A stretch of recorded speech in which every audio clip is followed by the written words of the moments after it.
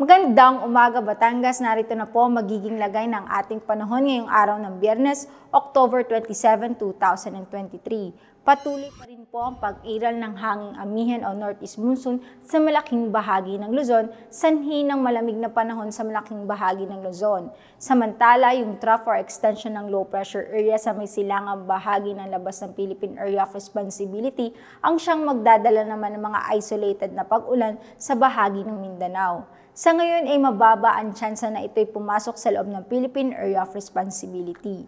Para naman po sa probinsya ng Batangas ay makakaranas po tayo ng maganda at maaliwalas na panahon, ngunit hindi pa rin natin inaalis ang mga tsansa ng mga saglitang pag-ulan lalo na sa bandang hapon, dulot naman po yan ng localized thunderstorm. Sa hilaga, timog parte ng Batangas ay may 66% tsansa ng pag-ulan.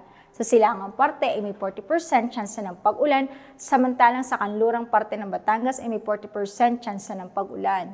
Kaya paalala po natin sa ating magigiting na kabataan na magdala ng pananggalang sa init at sa mga posibleng pag-ulan. Ang magiging agwat ng temperatura ngayong araw ng Biyernes ay nasa pagitan ng 24 to 31 degrees Celsius. Si Haring Araw ay sumikat kaninang 5:49 ng umaga at lulubog mamayang 5:30 ng hapon.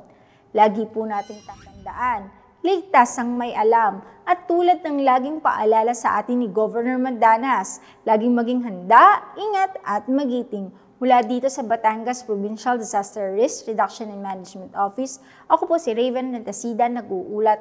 Magandang umaga po.